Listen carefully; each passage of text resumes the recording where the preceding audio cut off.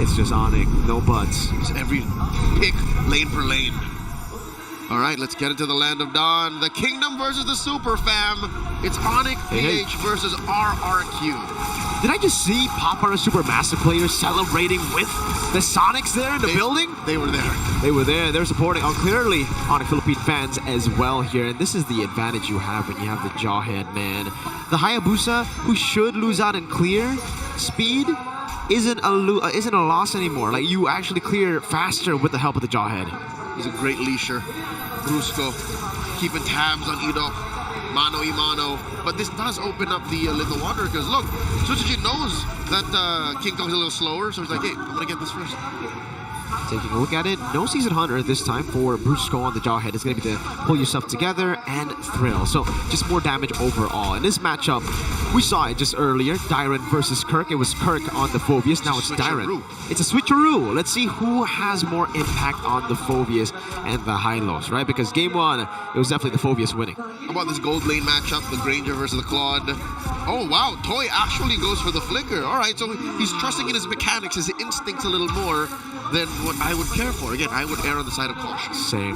I do the same, especially up against this very scary composition when it comes to CC. Yes, you will be able to flicker out the unstoppable force, but if it's chained together with other CC, it'll be very dangerous, my friend. And even, again, I guess he's thinking that he wants to flicker out of the Shadow Kill. That's what I'm thinking about, right? In the early game, more reliable than purifying the quad Shadow. Yeah, would rather flicker into your allies to spread the damage. But that'll force RRQ to play a certain way. Now, talking about lane to lane, the way this game has gone, it's relatively slow, 2 minutes in, no action just yet.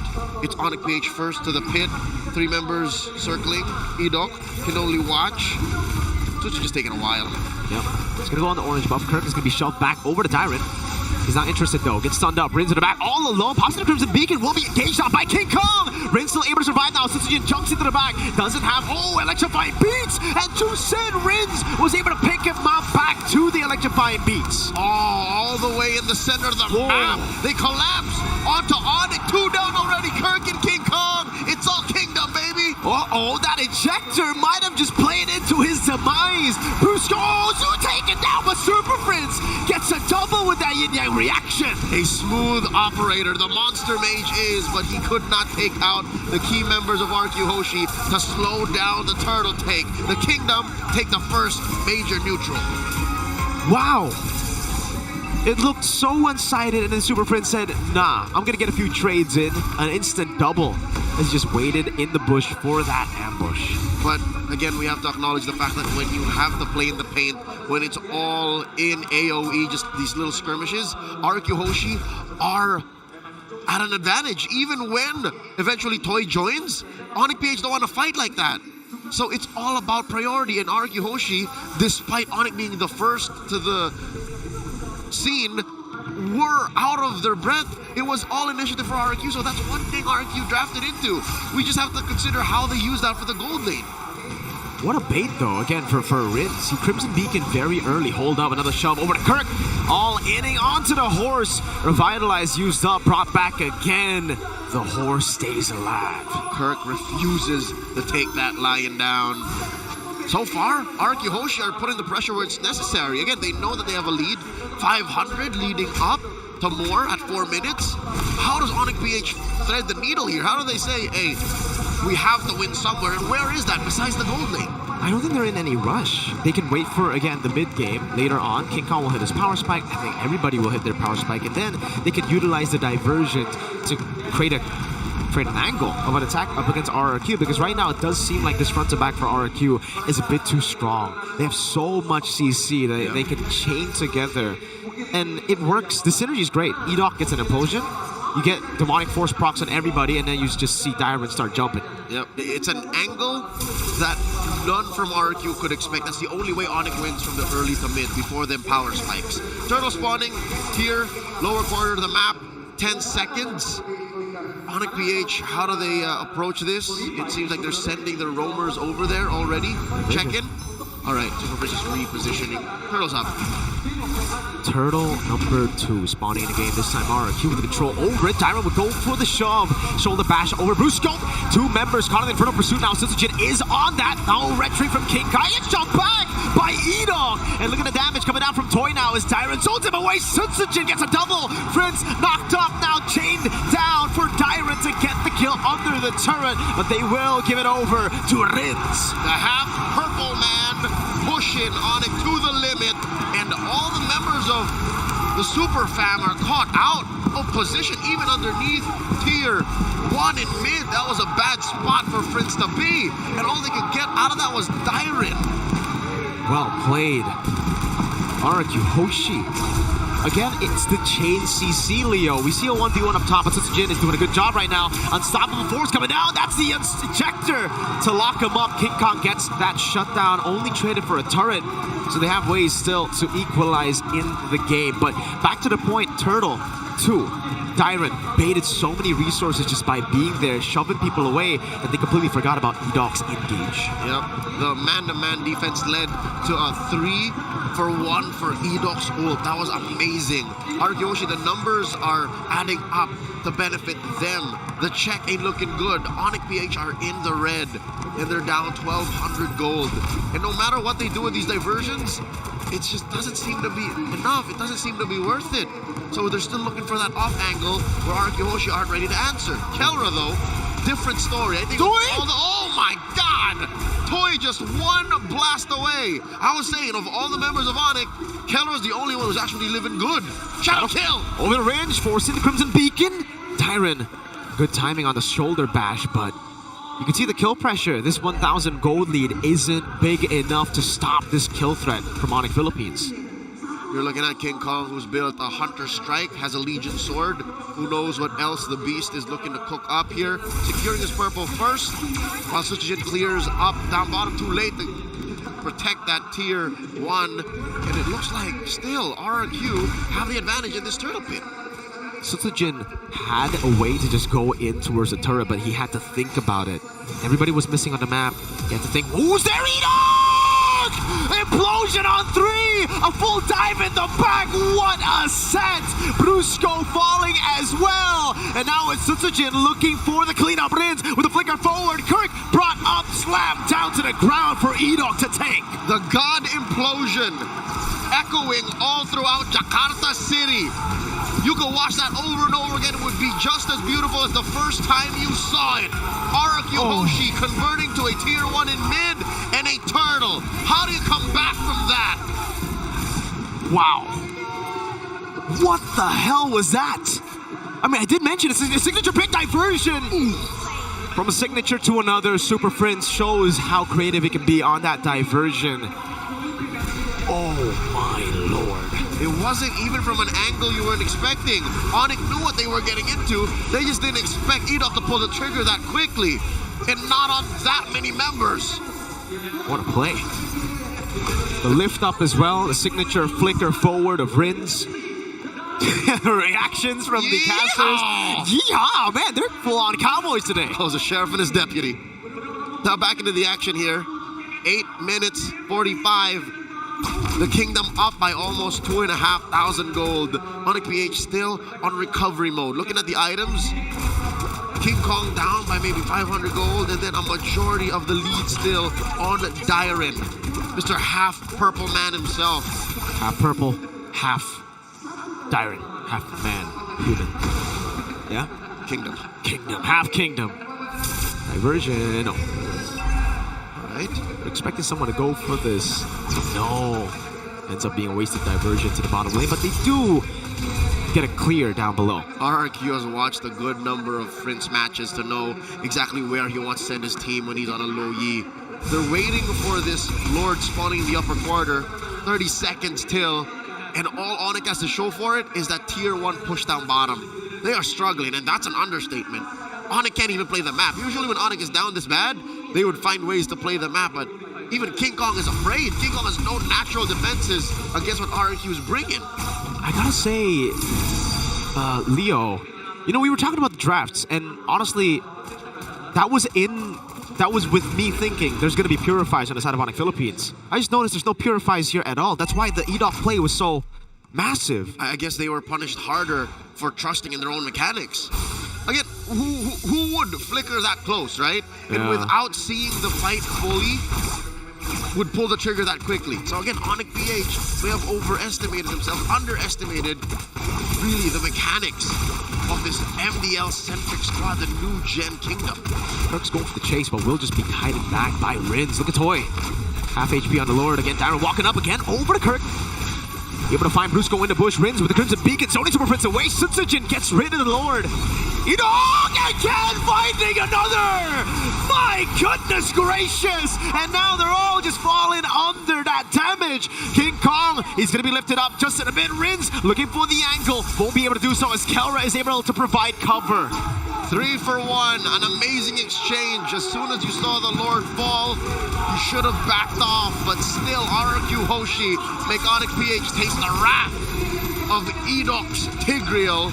Once more a big ticket ult, causing the map to turn red. Lord marching down bottom, a big chubby wave up top. This is a RRQ HOSHI written all over it. EDOC, you madman. 2 sets in a row. My goodness, now Rin's gonna be engaged on. Shadow Kill has the flicker out, but it's still gonna be a kill. Too many stacks on him. All right, ONIC PH though, land on their feet, able to defend from that Lord relatively safely, losing nothing but that Holy Shield in mid. They still keep that Holy Shield down bottom and a tier 2 up top. ONIC PH are really doing their best here. This reminds me of that defense they had in game 1. Who's to say, Mirko? What are the odds that they defend the way they did in the previous game? I think there's a chance. I mean, again, it's not as good, the clear, as a Moskov, but the Granger still does well when it comes to clearing it out, and especially considering Kelra hasn't died yet. He's still holding on to a pretty... Oh, yes. Wait, so the Sky Piercer... Oh, it was the implosion earlier. Yep. All right, so I think he might have to think about selling the Sky Piercer as we get into the later... Unless he wants to, again, bank on his ability to get kills, because I guess that's the only way to come back. A late game power spike to put up the stacks, yeah, but what? You're waiting for 3 or 4 kills from out of nowhere? RRQ HOSHI's not gonna lay down and just hand it to you. Oh no. Wow. Kirk here forced to use the glorious pathway just to run away. They knew, they had a read on ONIC Philippines. They knew there was a diversion sent to the other side for sure, and that's why they decided to pull the trigger on Kirk. Wasn't enough, but great read. That's what they've been playing at the movie nights in the gaming house Just been at watching Super RRQ. Prince. Just watch Super Prince diversion plays. The omniscience that Super Prince previously had is now a worldwide fact. So now the world champions have a target on their backs, and RRQ HOSHI are looking to make him bleed here to get 1 on the board here in this best of 7. They're up by 5,000 now. This can't just be on a singular player or 2. It's across the board. Darren. All right. So far away, but there's no Brusco to actually catch him. It'll only be risky if Brusco is within diversion. No one's going to take it, though. It's just to open up the map a bit. Oh! It is going to be King Kong who takes it, clear it up top, and go back to the quad shadow all the way back. World's longest shadow. A push. I don't know if that minion is big enough to take that turret, but at least it is some map presence that ONIC PH are looking to get. It's enough. Now the conceal coming in from Brusco. What do they find? Nothing. Slow push up top, too. Conceal. Burt Rins. Crimson Beacon coming out. EDOC able to set one more time. Able to go for the shove in the flicker, but not able to find the implosion now. That's going to be toyed with the Wind of Nature. And also the blazing duel. Brusco stops him there. Sutsujin gets the shutdown on King Kong. Rins is caught in the bad spot and will be taken down by Super Prince. Sutsujin over to Brusco. That's the diversion from Super Prince to give Kelra a double. 2 for 4, and Sutsujin's the only one left. He's outnumbered by the Super Fam. He's looking for Kelra. The mercenary saves the kingdom with a kill on the god in the gold lane. And the map equalizes. I don't think Prince and Kirk want to take down Sutsujin nor risk anything else for the Lord. RRQ HOSHI, what a recovery. ONIC PH still showing that they got something left in the tank. And he can burst it down for sure, all alone, no problem. You can see the difference it makes. hold up. Sutsujin now around a diversion coming down. That's going to be the sun over. Oh, almost a steal. What a crazy calculation from Kirk. The timing, he almost got it. A second difference between Kirk trying and ONIC PH sending over Prince, Brusco, and King Kong. That was that close, ladies and gentlemen. They did not close the gap just yet, though. 4,000 still between these two teams. You can see the difference, though. The big, big difference when EDOC does not get a set in these skirmishes. That's an angle of attack for ONIC Philippines. Down below, King Kong already used a shadow kill. Sutsujin not going to go for the chase. Lord still in the mid lane. Lord pushing in. ONIC PH have to watch their backs. In comes Dyron. Able to find Kelra. EDOC looking for the implosion one more time. Only able to find Kirk now as he goes in for the shot. But Toy very low in the back buys the immortality. EDOC able to stay alive. Dyron pops into a crowd. And Sutsujin is unable to get anyone down. And Kelra has just taken another kill into that Sky Piercer. ONIC PH lose quite a bit in that defense. Top and mid get annihilated, but they're still alive, still in this game. Kirk for Dyron and Rins. The EDOC gambit not paying off, not working as much anymore. Oh, they're going far off. What are they looking for here? It's a read. It's a possible read to a move for RRQ. They have to try to get themselves outside of the base, right? They can't just be playing inside. But it's the wrong read, unfortunately, this time around, and they won't be able to find anything. But still, the fact that they have defended means that they have that late game now that we were talking about. Kelra, he gambled on that Sky Piercer stack. He's got it. He got a few, and they're working with that. Scraps is enough to still build an empire, and it's gonna take a while. You're looking at a 17-minute game, 13-18, with very little on the map for ONIC still. Good news is they can get out of their base. Bad news is they have to permanently keep defending and managing those waves in mid and in top, and top is the long lane. So what does that mean? They have to use a diversion, possibly defensively. They have to use a diversion to send dudes over to clear the wave and then join the fight. How are they going to start defending against EDOC then? It's the best angle, it's the best side to have a base turret on. But this is the unpredictability of ONIC Philippines. Diversion. Where is it going? Toy in the back. Oh my god, that damage! Winner Nature saving Toy. But look at the shot coming down in the back line as well. Toy caught in the back spot as he buys the Rose Gold Meteor. Bruce going to take it down. Rins jumping to the back over to Kelra. Look at King Kong coming back at it one more time as Siren will fall to Kelra one more time. 2 for 3. A beneficial trade for ONIC PH, and now Rins and Sutsujin considering how to approach the next minute. Lord spawning in 10. The creativity of Super Prince. You can be down a whole lot of turrets. It can look impossible to come back, but nothing is impossible when you have a Lo Yi like this. Yellow rain from whichever angle Super Prince wants to come in via the diversion. An artist on this hero. Oh, Sutsujin's really trying. Trying to go in. Oh, Kelra with the flicker forward. Kelra in 1v1 with the Rose Gold Meteor. Immortality dropped again. Kelra taken down. A mistake, but no, it was a bait. It was a distraction for the Lord to be taken by King Kong. Kelra for the Lord at this point. It's evolved. And we're not even at TikTok timers yet, so that is a calculated risk Kelra took. The rest of the Super Fam agreed to this, but you're right, Miracle. But the waves. They can't defend without Kelra. 20 seconds, the big gamble. Good disengage from the side of King Kong. EDO only able to find one right now. Kirk will be melted down, but is still able to get out with the glorious pathway as again Super Prince comes in around with the reaction. Sutsujin jumps in with a crowd by Super Prince. Pop back again. Brusco taken low. And inside the base, RRQ HOSHI wreaking havoc. Down goes Riz, but it's too late. A gamble that paid off. But the long-term value of RRQ just getting the kill on Kelra